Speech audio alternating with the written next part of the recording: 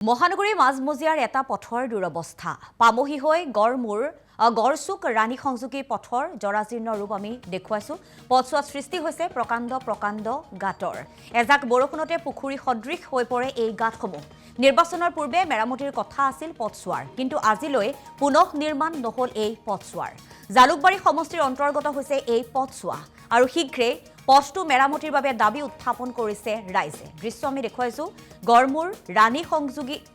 গড়চুক আৰু ৰাণী সংযোগী পথৰ এই দুৰৱস্থা আৰু এনেধৰণে পথৰ মাজত যেটো পুখুৰী সদৃশ গাঁতৰ সৃষ্টি হৈছে যাৰ ফলত এতিয়া স্থানীয় লোকসকলৰ লগতে পথচাৰীও নানা অসুবিধাৰ সন্মুখীন হৈছে কিন্তু নিৰ্বাচনৰ পূৰ্বে পথছোৱা নিৰ্মাণ কৰি দিয়াৰ প্ৰতিশ্ৰুতি প্ৰদান কৰা হৈছিল যদিও আজি পৰ্যন্ত কিন্তু এই পথছোৱা নিৰ্মাণ নকৰাৰ বাবে ক্ষোভ উজাৰিছে অঞ্চলবাসীয়ে আনহাতে এই পথটো হৈছে জালুকবাৰী সমষ্টি গতিকে মুখ্যমন্ত্ৰীৰ নিজা সমষ্টিত এনেধৰণৰ পথৰ দুৰৱস্থাই আসলতে উন্নয়নৰ প্ৰকৃত স্বৰূপ উদঙাই দিছে নিৰ্বাচনৰ পূৰ্বে মেৰামতিৰ প্ৰতিশ্ৰুতি প্ৰদান কৰাৰ পাছতো কিন্তু আজি পৰ্যন্ত এই পথছোৱা সম্পূৰ্ণ কৰি নুতুলিলে আৰু শীঘ্ৰে পথটো মেৰামতিৰ বাবে দাবী উত্থাপন কৰিছে ৰাইজে আৰু এই সন্দৰ্ভত আমি সবিশেষ আপোনালোকক সেই স্থানৰ পৰা পৰিৱেশ দেখুৱাব বিচাৰিছো আমাৰ সতীৰ্থ জ্যেষ্ঠ সাংবাদিক উপস্থিত আছে মনোজ দুৱাৰা আপোনাৰ কাষলৈ আহিছো মুখ্যমন্ত্ৰী নিজা সমষ্টিতে পথৰ এনে দুৰৱস্থাই দেখুৱাই দিছে যে অসমত আসলতে কিমান উন্নতি হৈছে কিন্তু এই পথছোৱা নিৰ্মাণ কৰাৰ ক্ষেত্ৰত কিয় গাফিলতি কৰা হৈছে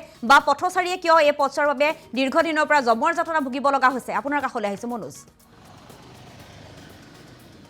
চাওক সবিতা মই যেটো পথত আসলতে উপস্থিত আছো এই পথটো কথা আসলতে আমি বাতৰি হিচাপে বাতৰি কৰিবই নালাগিছিল এই পথটো কবলে পথ সুন্দৰকৈ বনাই দিয়াৰো দায়িত্ব আছিল কিন্তু এতিয়ালৈকে কিন্তু সেই আমি ব্যৱস্থা কৰি দিয়া দেখিবলৈ নাপালোঁ কাৰণ এই পথটোত আমি এবাৰ দুবাৰ বাতৰি নহয় আমি একাধিকবাৰ বাতৰি ইয়াতে সম্প্ৰচাৰ কৰিছোঁ আৰু এই পথটোত এটা ব্যস্ত পথ গড়চুকৰ পৰা পামহি হৈ দীপৰ বিল হৈ এই পথটো যায় ৰাণীলৈকে আৰু এই পথটোৰ পূৰ্বে এই পথটোৱেদি বিমানবন্দৰলৈকে যাব পাৰিছিল বিমানবন্দৰলৈ যোৱা মূল পথ আছিল কিন্তু এতিয়া সেই পথটো ব্যৱহাৰ সকলোৱে নকৰে যদিও এই পথটোত কিন্তু বহু ইণ্ডাষ্ট্ৰী আছে বহু অফিচ আছে বহু কাছাৰী আছে যাৰ বাবে কিন্তু এই পথটোত এতিয়া যিসকল লোক অহা যোৱা কৰে সেইসকল লোকেহে বুজি পায় যে কেনেকুৱা ধৰণৰ অৱস্থা এটাৰ সৃষ্টি হয় ক'বলৈ গ'লে এই পথটোত এতিয়া আমি দেখুৱাবলগীয়া হৈছে পুনৰবাৰ কাৰণ নিৰ্বাচনৰ পূৰ্বে এই পথটোত আহি আমি একাধিকবাৰ বাতৰি কৰাৰ পাছত ইয়াত অকণমান শিল আৰু বালি পেলাই থৈ গৈছিল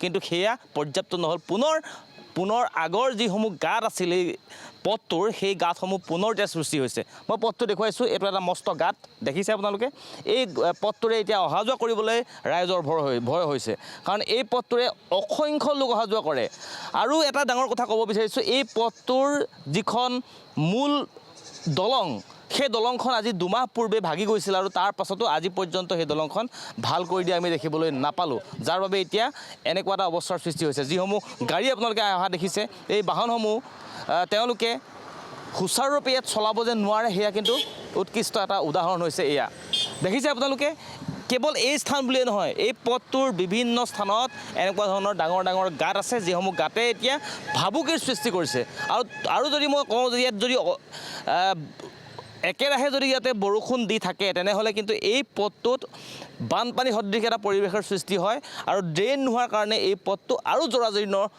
অৱস্থালৈ গতি কৰে তেনেকুৱা এটা পৰিৱেশ ইয়াতে সূচনা হৈ আছে গতিকে আমি সেই দৃশ্য আমি বাৰে বাৰে দেখুৱাইছোঁ বাৰে আমি ক'ব খুজিছোঁ যিসকল ঊৰ্ধ্বতন কৰ্তৃপক্ষ আছে তেওঁলোকৰ সৈতে আমি কথা পাতিছোঁ তেওঁলোকে বাৰে কয় যে এই পথটো নিৰ্মাণ কৰি দিয়া হ'ব কিন্তু কেতিয়া নিৰ্মাণ কৰি দিয়া হ'ব সেই কথাটো কিন্তু তেওঁলোকৰ হাতত নাই তেওঁলোকে কিন্তু আজি পৰ্যন্ত আমাক ক'ব নোৱাৰিলে ইয়াত দেখিছে যিসমূহ বাহন ইয়ালৈ আহিছে কিমান ডাঙৰ গাঁত আপোনালোকে নিজেই চাওক অনুমান কৰক আপোনালোকে যে এই পথটোৰে কিমান লোকসকল আহে আৰু ইয়াৰ বিশেষকৈ স্থানীয় যিসকল লোক তেওঁলোকৰ ছাত্ৰ ছাত্ৰীসমূহ এইদৰে লৈ যায় ছাত্ৰ ছাত্ৰীসমূহক এইদৰে জৰাজীৰ্ণ অৱস্থাৰে লৈ যায় যদি গুৱাহাটীৰ মূল পথ কিছুমানতে যদি এনেকুৱা এটা পৰিৱেশৰ সৃষ্টি হয় তেনেহ'লে বাকী যিসমূহ ঠাই আছে বা বাকী যিসমূহ গাঁৱৰ অঞ্চল আছে সেই অঞ্চলসমূহত উন্নয়ন কেনেকৈ হ'ব আমি উন্নয়ন হৈ আছে বুলি যদি আমি বাৰে কৈ থাকোঁ কিন্তু সেই উন্নয়নৰ ছবিখন যদি এনেকুৱা হ'বলৈ হয় তেনেহ'লে কিমান উন্নয়ন হৈছে সেয়া আমি নিজেই দেখিয়ে গম পাইছোঁ কিন্তু ডাঙৰ কথাটো হ'ল যে এই যিটো স্থান এই স্থানটো হৈছে পূৰ্বে পশ্চিম গুৱাহাটী সমষ্টিৰ আছিলে আৰু এতিয়া জালুকবাৰী সমষ্টিৰ গতিকে জালুকবাৰী সমষ্টিৰ বিধায়ক কোন আপোনালোকে সকলোৱে জানে গতিকে মুখ্যমন্ত্ৰী ডাঙৰীয়াক আমি অনুৰোধ কৰিছোঁ এই পথটো আপোনালোকে নিৰ্মাণ কৰি দিয়ক, কাৰণ নিৰ্মাণ নকৰিলে আপোনাৰ এটা বদনাম হৈ আছে। বাৰে বাৰে আমি দেখুৱাই আছোঁ যে এই পথটোত ডাঙৰ ডাঙৰ গাঁতৰ সৃষ্টি হৈছে, প্ৰকাণ্ড প্ৰকাণ্ড খালৰ সৃষ্টি হৈছে, পুখুৰী সদৃশ পৰিৱেশ। মাজে মাজে যিসমূহ বাহন ৰেগুলাৰ অহা যোৱা কৰে এই পথটোৰে, সেই বাহনসমূহৰ অহা যাত্ৰীসকলৰ কঁকাল বিষ হৈছে, তেনেকুৱা এটা পৰ্যায়ৰ সৃষ্টি হৈছে। গতিকে এই পথটো আমি নিৰ্মাণ কৰিবলৈ বাৰে বাৰে কৈ আছোঁ। আমি ৰাইজৰ সৈতে কথা পাতিবলৈ যত্ন কৰিছোঁ। যিসমূহ পথাচাৰী আছে সেই পথাচাৰীসমূহৰ সৈতে আমি কথা পাতিছোঁ যিমান দূৰ পাৰোঁ। তেওঁলোকে বিভিন্ন ঠাইত তেওঁলোকে এইদৰে অহা যোৱা কৰে, কিন্তু এই পথটোৰ নিচিনা এটা পৰিৱেশ কিন্তু তেওঁলোকে দেখা পোৱা নাই।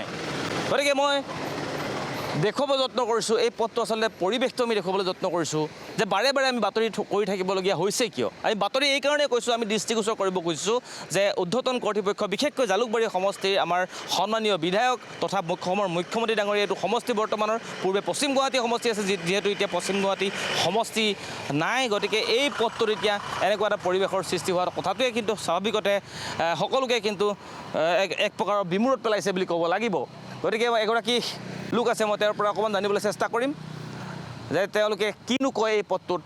বিশেষকৈ যিসকল লোক এই পথটোৰে আহে সেইসকল লোকেহে আচলতে বুজি পায় তেওঁলোকৰ কেনেকুৱা এটা জমৰ যাতনা সদৃশ পৰিৱেশ এটাৰ সৃষ্টি হৈ আছে এই পথটোত অহা যোৱা কৰি। গতিকে মই স্থানীয় লোকসকল আছে তেওঁলোকৰ সৈতে কথা পাতিম। এই পথটোত আপোনালোকে দেখিছোঁ অহা যোৱা কৰি থাকে, যথেষ্ট কষ্ট হয় আপোনালোকৰ? হয় হয়, বহুত কষ্ট হয়।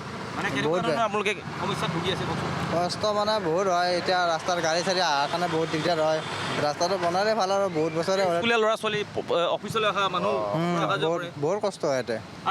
খাল ইয়াতে খালটো বহুত ডাঙৰ ডাঙৰ, এই এফ্লো আছে, এই আগতটো আৰু আছে আপোনাৰ। খাল বহুত ডাঙৰ আছে, আৰু স্কুটি বাইকটো বহুত এক্সিডেণ্টো হয় সেনেকৈ আৰু। আমি ইয়াতে বহুবাৰ বাতৰি কৰিছোঁ, ঠিক আছে, কৰিছে, একো মানে উন্নয়ন দেখা নাই আৰু এতিয়ালৈকে। আৰু মাজতে অকণমান ঠিক মাজতে অলপমান ঠিক কৰি বাতৰি চাই পেলাই তেওঁলোকে ঠিক কৰি হয় সেনেকুৱা মানে অলপ সান্তনা দিছে, তাৰপিছত আৰু নাই আৰু নাই। আপোনাক কি অনুৰোধ কৰিব এতিয়া? এইটো বনোৱাটো আৰু বিচাৰোঁ আৰু সেই হিচাপে। আপুনি ৰাস্তাটো ভাল হ'লে ভাল লাগে আৰু মনোভাৱ। ৰাস্তাটো আমাৰ মইনাপুৰৰ পৰা দীপৰ বিলৰ ৰাস্তা একদম বেয়া হৈ আছে। ৰাস্তাটো ভাল কৰি ভালে খালা পাম, সেই গাড়ীবিলাক মানে কিছুমান গাড়ী মানে পাল্টা পাল্টি হৈ যায়, এক্সিডেণ্ট হৈ যায়। সেইকাৰণে ৰাস্তাটো ভাল হ'লে ভাল লাগে আৰু সেইকাৰণে আমি এইটো অনুৰোধ কৰিছোঁ। কি হৈছে? বেটাৰী গাড়ীটো চলাই বন্ধ কৰিছে। যিমান ডাঙৰ ডাঙৰ গাঁত না, চলিবই নোৱাৰে, পাল্টি মাৰি যায়, এনেকুৱা হয়, পৰি যায় না গাড়ীবিলাক। মানুহ বহুত আঘাত, স্কুটিটো বহুত পৰে, বহুত এক্সিডেণ্ট। সেনেকুৱা। গতিকে এয়া সমস্যা আপোনালোকে শুনিলে। তেওঁলোকৰ মন্তব্য আমি ল'লোঁ, ওচৰ চুবুৰীয়াৰ মন্তব্য ল'লোঁ। তেওঁলোকে এটাই কথা কৈছে, এই পথটো আচলতে বনাই দিয়াটো চৰকাৰৰ দায়িত্ব, কিন্তু সেই দায়িত্বটো এতিয়ালৈকে পালন নকৰাত নিশ্চয় ক্ষোভিত হোৱা দেখিবলৈ পোৱা গৈছে। স্বাভাৱিক ক্ষোভিত হোৱাটো, কাৰণ তেওঁলোকে ক্ষোভিত হ'বই, কাৰণ তেওঁলোকৰ স্কুলীয়া ল'ৰা ছোৱালী যেতিয়া তেওঁলোকে এই পথটোৰে অনা নিয়া কৰে, যেতিয়া পৰি যায়, কাৰোবাৰ হাত ভাগি যায়, তেতিয়া আচলতে বুজে কিমান তেওঁলোকে সমস্যাত ভুগি আছে। আৰু বিশেষকৈ ই ৰিক্সা চলা বন্ধ কৰি দিছে বুলি কৈছে এই পথটোত, যাৰ বাবে কিন্তু তেওঁলোকৰ দুবেলা দুমুঠি উলিওৱাৰ যিটো উপাৰ্জনৰ পথ, সেই পথটো বহুতৰে বন্ধ হৈ পৰিছে। গতিকে স্বাভাৱিকতে এই পথটোৰে যথেষ্ট ট্ৰাক অহা যোৱা কৰে, যথেষ্ট ডাঙৰ বাহন অহা যোৱা কৰে। গতিকে এই ডাঙৰ বাহনসমূহ যিমানে আহি থাকিব, সিমানে এই যিসমূহ দেখিছে আপোনালোকে পুখুৰী সদৃশ পৰিৱেশ, এই পুখুৰীসমূহ আৰু ডাঙৰ হৈ যাব। গতিকে এই পথটো যদি মেৰামতি ভালকৈ কৰি নিদিয়ে, তেনেহ'লে কিন্তু অনাগত দিনত কিন্তু আৰু যে জমৰ যন্ত্ৰণা ভুগিব লাগিব, সেয়া কিন্তু নিশ্চিত হৈ পৰিছে। আমি পুনৰবাৰ দেখুৱাইছোঁ, এখন ট্ৰাক আহি আছে, আপোনালোকে দেখিছে। এই ট্ৰাকখন এতিয়া এই পথটো যেতিয়া এই যিটো খালত এতিয়া প্ৰৱেশ কৰিব, এতিয়া দেখিব আপোনালোকে কিমান তললৈকে গৈছে। এয়া দেখিছে আপোনালোকে, ইয়াত এই ডাঙৰ গাড়ীখন বুলিহে ইয়াত বাচি গৈছে। ইয়াত সৰু এখন যদি ই ৰিক্সা আহে বা এখন ৰিক্সা আহে, এই পথটোত কিন্তু আগুৱাই যাব নোৱাৰে। তেনেকুৱা এটা পৰিৱেশ কিন্তু ইয়াতে হৈছে, যিটো আমি কৈ থকা কথা নহয়, এইটো ছবিয়ে যিসমূহ ভিডিঅ' আমাৰ ভিডিঅ'গ্ৰাফাৰে কৰি আছে, দীপু কৰি আছে এই মুহূৰ্তত, কিন্তু তেওঁ দেখুৱাই আছে এই পৰিৱেশটো যে কিমান এটা জমৰ যাতনা ভুগিবলগীয়া অৱস্থাৰ সৃষ্টি হৈছে। গতিকে এই গোটেই পৰিৱেশটো আমি এইকাৰণে দেখুৱাইছোঁ যে আমি দৃষ্টিগোচৰ কৰিব বিচাৰিছোঁ। আমি বাৰে বাৰে বাতৰি এইটো কাৰণেই কৰিছোঁ যে আপোনালোকে এই পৰিৱেশটো চাওক, এই যিসকল অঞ্চলবাসী আছে, এই অঞ্চলবাসীৰ মুখলৈ এবাৰ চাওক, তেওঁলোকে কিমান জমৰ যাতনাৰে এই পথটোৰে অহা যোৱা কৰে। আৰু বিশেষকৈ পামহিৰ যিখন দলং, গড়চুকৰ পৰা আহি পামহি পায়, সেই পামহি যিখন দলং, সেই দলংখন আজি ভগা প্ৰায় 2 মাহতকৈ 3 মাহ খবৰ হ'ল। কিন্তু এতিয়াও কিন্তু সেই দলংখন ভাল কৰি দিয়া নাই, পথ বন্ধ কৰি ৰাখিছে। একেবাৰে গড়চুকৰ যিখন উৰণীয়া সেতু তলতে যিটো মূল পথ, সেই মূল পথটো বন্ধ কৰি থোৱা হৈছে। গতিকে এইসমূহ আচলতে সমস্যা কেতিয়া সমাধান পাব ইয়াৰ ৰাইজে, এইটো কিন্তু এই কথাটো সকলোৱে বিচাৰিছে। গতিকে মই বিশেষ আৰু দৃশ্য আমি আৰু বন্দী কৰিবলৈ চেষ্টা কৰিম, ইয়াত ক'ত আৰু কিমান গাঁতৰ সৃষ্টি হৈ আছে, যিমান বেয়া জৰাজীৰ্ণ হৈ আছে, সেই দৃশ্যসমূহ দেখুৱাবলৈ যত্ন কৰিম। কিন্তু এই পৰিৱেশটো দেখি আপোনালোকে অনুমান কৰিব পাৰিছে এই স্থানীয় লোকসকলে কিন্তু কিমান জামৰ যাতনা ভুগিবলগীয়া হৈছে ইয়াত। সবিতা। হয় মনোজ, এই মুহূৰ্তত আপোনাক ধন্যবাদ জ্ঞাপন কৰিছোঁ আৰু আমিও এই প্ৰতিবেদনৰ জৰিয়তে মুখ্যমন্ত্ৰী ডক্টৰ হিমন্ত বিশ্ব শৰ্মাক দৃষ্টিগোচৰ কৰিব বিচাৰিছোঁ যে ৰাইজৰ যিসমূহ সমস্যা আছে বা এই বাট-পথৰ যি দুৰৱস্থা অতি শীঘ্ৰেই মুখ্যমন্ত্ৰীগৰাকীয়ে সেই সমস্যাসমূহৰ সমাধান কৰক। যিহেতু পূৰ্বতেও আমি এই বাতৰি সম্প্ৰচাৰ কৰিছিলোঁ যে বিভিন্ন সময়ত এই পথছোৱাত কেইবাটাও সৰু বৰ দুৰ্ঘটনা হোৱাও দেখিবলৈ পোৱা গৈছে। গতিকে পথৰ এনে জৰাজীৰ্ণ ৰূপৰ বাবে এতিয়া অঞ্চলবাসী যাতায়াতৰ বাবে দুৰ্ভোগ ভুগিব লগা হৈছে।